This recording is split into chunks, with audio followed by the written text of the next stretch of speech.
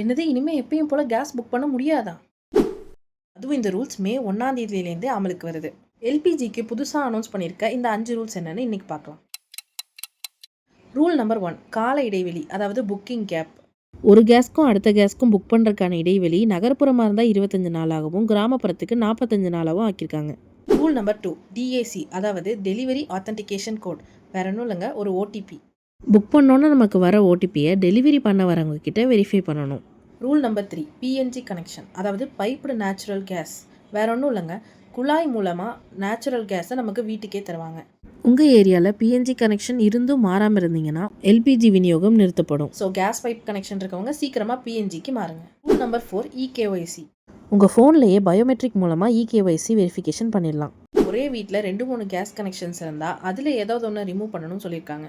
இதுதான் மே 1ஆம் தேதியிலேருந்து ஃபாலோ பண்ண போகிற புது ரூல்ஸ். இது மட்டும் இல்லாமல் மே 1ஆம் தேதியிலேருந்து சிலிண்டர் விலையில் மாற்றங்கள் வரலான்னு சொல்கிறாங்க. இன்னும் இந்த மாதிரி நிறைய இன்ஃபர்மேஷன்ஸ்க்கு இந்த பேஜை ஃபாலோ பண்ணுங்கள்.